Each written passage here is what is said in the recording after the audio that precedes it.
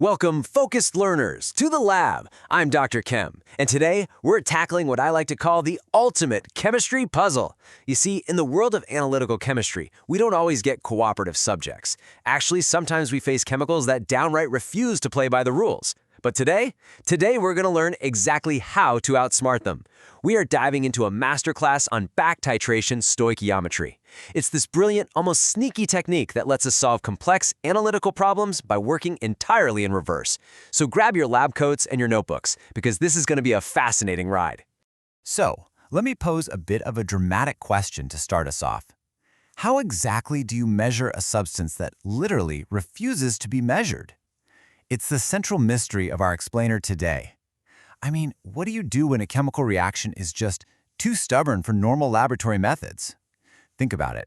When the substance you're trying to analyze won't dissolve, or maybe it reacts way too slowly, or it literally evaporates into thin air right before you can even finish your experiment.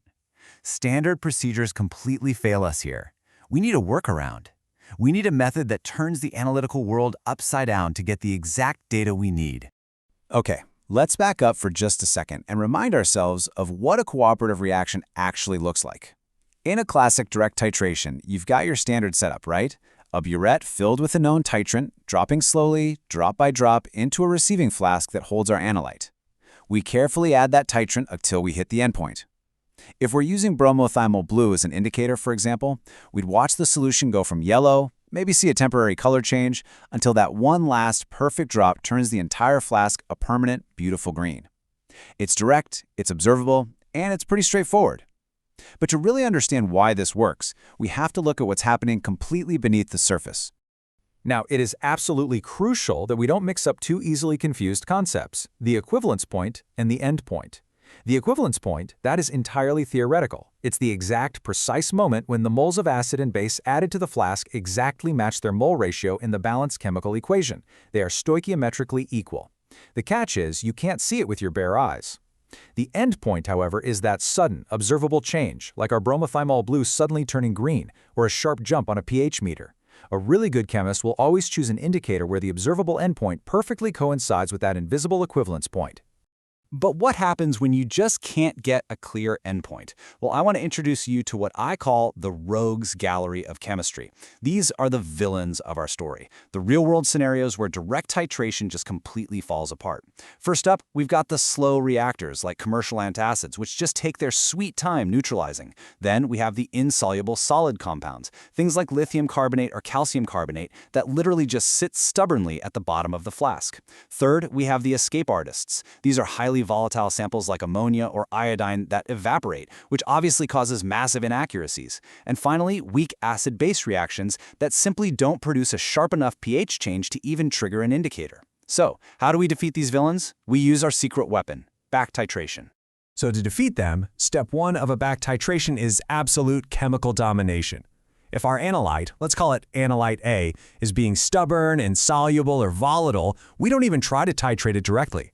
No, instead, we deliberately overwhelm it. We add a massive, precisely known excess of a second chemical, reagent B. We add heat, we give it plenty of time, and we force that stubborn analyte to react completely.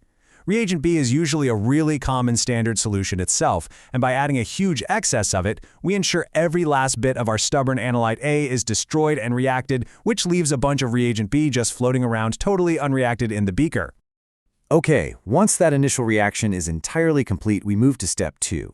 We take that beaker containing all the unreacted leftover reagent B, and we perform a standard titration on that. We use a second standard solution, let's call it titrant T, to measure exactly how much of reagent B is left over. Because reagent B is a strong, highly reactive chemical, this secondary titration happens instantly. It gives us a beautifully sharp, incredibly easy to read endpoint. Now, I really want to emphasize this heavily.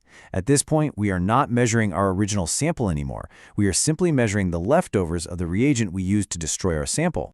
So the whole thing boils down to this beautifully simple macro-level formula. I know the stoichiometric math can look a little terrifying at first glance, but conceptually, it is literally just basic subtraction. The moles of reactant that actually reacted with our sample is simply the total amount we added initially minus what we found left over during the final titration. Think of it kind of like buying a dozen donuts for a study group.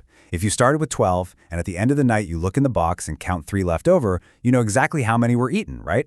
9. You didn't have to sit there and watch anyone eat them to know the exact number. Now, to make sure you never ever panic during an exam, let's walk through a highly digestible 5-step checklist to systematically destroy literally any back titration calculation. Step 1. Use your titration data to find the moles of your titrant used. From there, step 2 is using the balanced chemical equation between your titrant and your excess reagent to find how much of that excess reagent was neutralized. Moving to step 3, you just have to realize that this number is exactly the amount of excess reagent that was left over from your very first reaction. Then comes step 4, the golden rule. Subtract that leftover amount from the total amount of reagent you originally poured into the flask. This gives you the amount that actually reacted with your unknown sample. And finally, step 5. You use the balanced equation between your reagent and your sample to calculate your original stubborn analyte. Boom! Done! Now, even with those 5 steps, I have to warn you, there is one massive trap that students fall into over and over again. In a back titration, you are dealing with 2 entirely separate chemical reactions, and that means you need 2 completely different mole ratios. You have the ratio between your excess reagent and the titrant, and you have the ratio between your excess reagent and your original sample. You absolutely 100% must write both balanced equations down before you even touch a calculator. If you confuse the mole ratio of the titration with the mole ratio of the sample, your entire calculation is going to fall apart.